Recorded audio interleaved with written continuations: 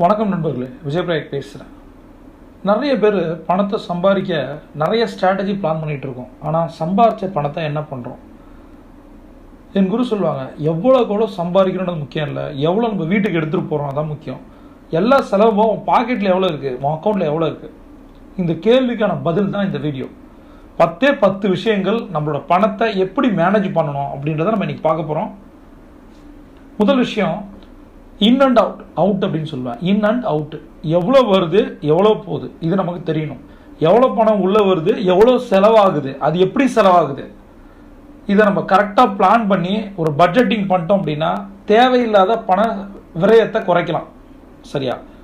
ஏன்னா பணம் சம்பாதிப்பது கஷ்டம், செலவு பண்ணுறது ஈஸி. அதனால் எப்பயுமே ஒரு பணத்தை செலவு பண்ணும்போது 1க்கு 2, என்னோட குரு சொல்லுவாங்க, திங்க் த்ரைஸ் அப்படின்வாங்க. 3 முறை யோசிங்க. ஏன்னா பணம் போனால் வராதுன்னு நினச்சிங்கன்னா அப்போ பணத்தை எப்படி கொடுக்கணும் அப்படி யோசிச்சு கொடுங்க. 2வது விஷயம், தேவைக்கும் அத்தியாவசிய தேவைக்கும் வித்தியாசம் இருக்குது. எது தேவைன்னு நினைக்கிறீங்களோ அதை வாங்கவே வாங்காதீங்க. சரியா? அத்தியாவசிய தேவைன்னு எது நினைக்கிறீங்களோ அதை செய்யுங்க.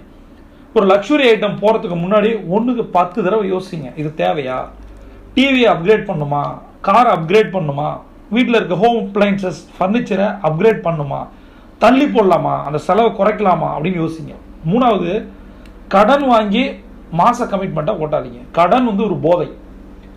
சில பேர் இஎம்ஐன்ற பேரில் டிவி வாங்குறது, கார் வாங்குறது, மெயினாக ஹவுசிங் லோன் இது மாதிரி போயிட்டு நிறைய சொந்தக்காரங்க கேட்பாங்க, சொந்த வீட்டு இருக்கா அப்படின்னு சொல்லிட்டு, அந்த காரை தான் இன்னும் யூஸ் பண்ணுறீங்களா? அவங்க இந்த வார்த்தை 2 வார்த்தை கேட்டுருவாங்க. ஒரு ஃபங்க்ஷனில் போய் இறங்குறன்றதுக்காக நம்ம எந்த ஒரு விஷயத்தையும் பண்ணக்கூடாது. ஏன்னா நம்ம போகிற ஃபங்க்ஷனில் இருக்கவங்க நம்ம என்ன காரில் வராங்கன்றதை பார்க்க போகிறதில்ல. சரியா? அதனால் அடுத்தவங்களுக்கு அப்படின்றத விட்டுட்டு நமக்கு என்ன, ஏன்னா இன்னும் சொந்த வீடு வாங்கலையான்னு கேட்குறவங்களுக்கும் அதே கார் தான் யூஸ் பண்ணுறியான்னு கேட்குறவங்களுக்கும் அவங்க ஒரு நிமிஷம் கேட்டு போயிடுவாங்க. அதற்காக இஎம்ஐ வாங்கி வாழ்க்கை ஃபுல்லாக நம்ம கஷ்டப்பட முடியாது. சரியா? இஎம்ஐயில் எப்படி வீடு வாங்குறது, இஎம்ஐயில் எப்படி கார் வாங்குறது, இது புத்திசாலித்தனமா அப்படின்னு அடுத்தடுத்த வீடியோக்கள் நம்ம பார்க்கலாம். இன்றைக்கி சில பேர் பார்த்தீங்கன்னா அன்றாட தேவைகளுக்காக ஒரு மளிகைக்கோ இல்லை மெயினாக மே ஜூனில் வர்ற ஸ்கூல் ஃபீஸுக்காகவோ, குரோசரிக்காகவோ, மளிகைக்காகவோ, வாடகைக்காகவோ, கரண்ட் பில்லுக்காகவோ கடன் வாங்கி கொடுக்குற நிலமையில இருந்தாங்க அப்படின்னா நம்ம ஒரு தப்பான வாழ்க்கையை வாடணும்னு அர்த்தம். சரியா? அதனால் கடன் வாங்காமல் அன்றாட தேவைகளை ஓட்டணும். கடனை நீ வாங்க மாட்டேன்னு முடிவு பண்ணிட்டீங்கன்னா அதற்கான மைண்ட் செட் வேலை செய்யும். ஒரு தடவை ஒரு விஷயத்துக்கு, சின்ன விஷயத்துக்கு கடன் வாங்க ஆரம்பித்தோம் அப்படின்னா அது வாங்கிட்டே தான் இருக்கும். அடுத்தது, சேவிங்ஸ் கம் இன்வெஸ்ட்மெண்ட் ரொம்ப ரொம்ப முக்கியம். சரியா? நம்ம வாங்குற சம்பளம் அல்லது பிஸ்னஸில் வர்ற காசை முதல்ல நாம் ஒரு முதலீட்டுக்காக நம்ம யூஸ் பண்ணோம். நிறைய முதலீட்டு திட்டங்கள் இருக்குது. எது உங்களுக்கு ஆப்டாக இருக்கும்? சிலது ரிஸ்க் பேஸ்ட் இருக்குது, மார்க்கெட் பேஸ்டு ப்ராடக்ட்ஸ்லாம் இருக்குது. சிலது நார்மலாக ரிட்டர்ன் கொடுக்கும். எது பெட்டரோ அதை நீங்கள் ஒரு ஃபினான்ஷியல் கன்சல்டண்ட்டை கேட்டு அதன்படி சேவிங்ஸோ அல்லது இன்வெஸ்ட்மெண்ட்டோ பண்ணுறது ரொம்ப ரொம்ப முக்கியம். அடுத்தது, இன்சூரன்ஸ்ன்ற ஒரு விஷயம் நமக்கு தேவையா தேவையில்லையா? யாராவது ஒரு இன்சூரன்ஸ் ஏஜென்ட் நம்ம வீட்டுக்கு வந்தாலே அவங்க கமிஷனுக்கு வராங்க அப்படின்ற மனப்பான்மை இருக்குது. இன்னைக்கு இந்தியாவில் 130 கோடி பேர் இருக்காங்க. எத்தனை பேர் இன்சூரன்ஸ் பண்ணியிருக்கோம் யோசிச்சு பாருங்க. இப்போ இந்த வாய்ஸை கேட்குற எத்தனை பேர் டேர்ம் பிளான் எடுத்துருக்கீங்க, டேர்ம் பாலிசி எடுத்துருக்கீங்க? கொஞ்சம் யோசிங்க. இப்போ நிறைய இறப்புகள் வருது, இழப்புகள் வருது நம்ம வீட்டில். நாம் இருக்கும்போதே வீடு இவ்வளோ கஷ்டப்படுது, நம்ம போயிட்டோன்னா அப்போ நம்ம இருந்தாலும் இல்லைனாலும் நம்ம ஃபேமிலி இப்போ வாடுற லைஃப் ஸ்டைலோட வாழணும் அப்படின்றதுக்காக நம்ம ஏதாவது ஒன்று பண்ணணும். மெயினாக டேர்ம் பிளான் பண்ணணும். ஏற்கனவே இன்சூரன்ஸ் கவரேஜ் இருந்தால் செக் பண்ணுங்க, அதில் எல்லாமே இருக்கான்னு பாருங்க. ஃபேமிலி கவர் ஆயிருக்கா, ஒரு ஆக்சிடென்ட்னா காசு வருமா, அல்லது மெடிக்கல் எக்ஸ்பென்சஸ் காசு வருமா, ஏஜ்டு பேரண்ட்ஸ் ஆட் பண்ணியிருக்காங்களா, இது மாதிரி இன்சூரன்ஸ் பாலிசியை உங்களோட இன்சூரன்ஸ் கன்சல்ட்டை கூட்டு வச்சு பேசி என்ன பெனிஃபிட்டோ, ஒருத்தனுக்கு 4 சொந்தக்காரர் சொல்லிட்டாரு, ஃப்ரெண்டு சொல்கிறாருலாம் இன்சூரன்ஸ் பாலிசி போடாதீங்க. 4 பேரை கேளுங்க, ஆன்லைனில் செக் பண்ணுங்க. ஜஸ்டைல் மாதிரி கால் பண்ணி இன்சூரன்ஸ் ஏஜென்ட்டை வர வச்சு ஒரு 4 பேர்கிட்ட பேசி ஒரு பிளானை முடிவு பண்ணுங்க. இப்போ நம்ம டாக்டர்கிட்ட போகும்போது செகண்ட் ஒப்பீனியன் போகிறோம், அதுபோல் நாம் பண்ணுற எல்லா இன்வெஸ்ட்மெண்ட்டுக்குமே செகண்ட் ஒப்பீனியன் போகணும். அதுக்கு ஏற்ற ஆள்கிட்ட போகணும். தெரியாதவங்கள்ட்ட போய் பேசக்கூடாது. பற்றி அவங்களுக்கு இன்சூரன்ஸே தெரியாது, பாண்ட்ஸே தெரியாது, ஸ்டாக்ஸே தெரியாதவங்கள்ட்ட போய் கேட்கக்கூடாது. அந்த துறையில் இருக்க ப்ரொஃபஷனல்கிட்ட நம்ம கேட்கணும். அடுத்தது, தேவையில்லாமல் செலவை குறைக்கணும்னு நம்ம சொல்லியிருக்கேன். இப்போ ஒரு கிஃப்ட் கொடுக்கணும்னு முடிவு பண்ணும்போது எல்லாரும் ஒரு ஃபங்க்ஷனில் இருக்கோம், நம்ம ஃபேமிலியோட போகிறோம், காஸ்ட்லியான கிஃப்ட் கொடுக்கணும், அப்போ தான் எல்லாரும் இம்ப்ரெஸ் ஆவாங்க. 2 பேரை நம்ம இம்ப்ரெஸ் பண்ண போகிறோம். ஒன்று இந்த ஃபங்க்ஷன் நடத்துகிறவங்கள, இன்னொன்று ஃபங்க்ஷனுக்கு வந்திருக்கவங்கள. அப்படி ஒரு அவசியமே இல்லைன்ற. ஒரு வெக்கேஷன் போகணும், ஒரு என்டர்டைன்மெண்ட்டுக்கு நீங்கள் செலவு பண்ணுறீங்க, உங்களுக்கு எது போதும், எது தோணுதோ அதை பண்ணுங்க. இவன் ஒரு ஃபாரின் வெக்கேஷன் தான் போகணும், இல்லை லோக்கல் வெக்கேஷன். இப்போ தான் இந்த கொரோனா வந்துருச்சு, எந்த வெக்கேஷனும் கிடையாது. அப்போ நீங்கள் செலவு பண்ணுற பணம் பகட்டுக்காக இருக்கக்கூடாது. உங்களால் முடிஞ்சது அடுத்தவனை பற்றி பண விஷயத்தில் யோசிக்கவே கூடாது. நீங்கள் என்னதான் வாங்கினாலும் உங்களை குறை சொல்ல ஒரு கூட்டம் இருக்கும். சரியா? அதை பற்றிலாம் கவலைப்படாது. ஏன்னா நம்ம ஹார்ட் ஏர்ன்டு மணின்னுவாங்க என்னோட குரு. அதனால் கஷ்டப்பட்டு சம்பாதிக்கிற பணத்தை சரியான வழியில் செலவு பண்ணும். அடுத்தது என்னென்ன மாதிரி விஷயங்களில் செலவுகளை குறைக்கலாம் அப்படின்னு நம்ம யோசிக்கணும்.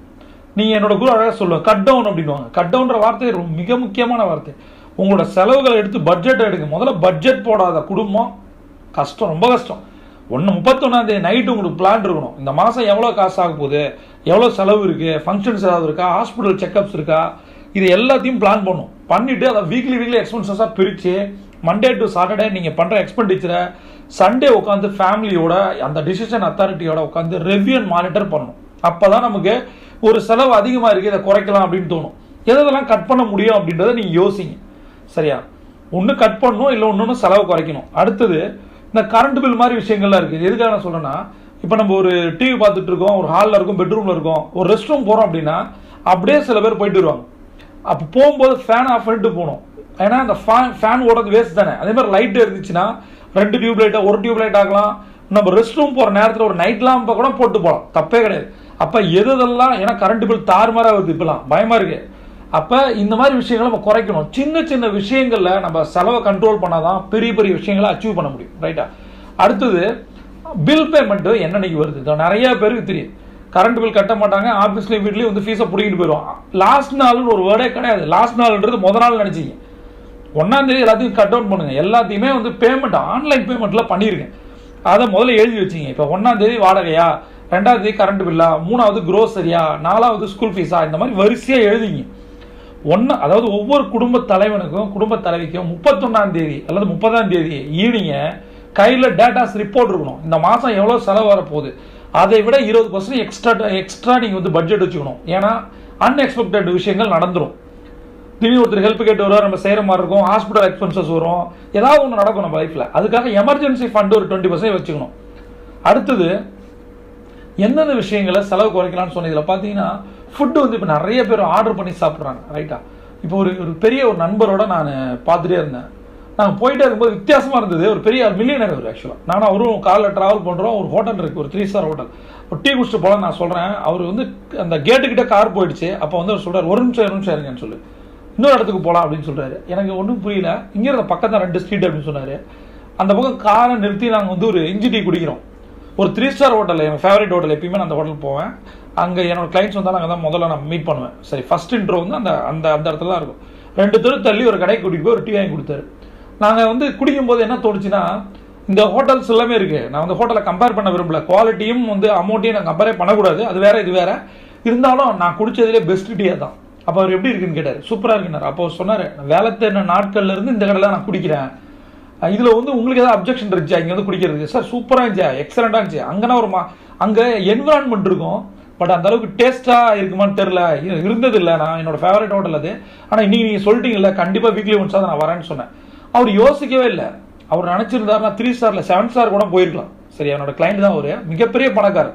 அவர் ஒரு விஷயம் சொன்னார், இந்த டீ வந்து 15 ரூபா தான், அங்கே எவ்வளோ சார் ஆயிருக்கும்னு கேட்டார் என்கிட்ட. என்னை வேணும்னு கேட்க நினச்சா ஒரு 150 ரூபா இருக்கும் அப்படின்னு சொன்னேன்.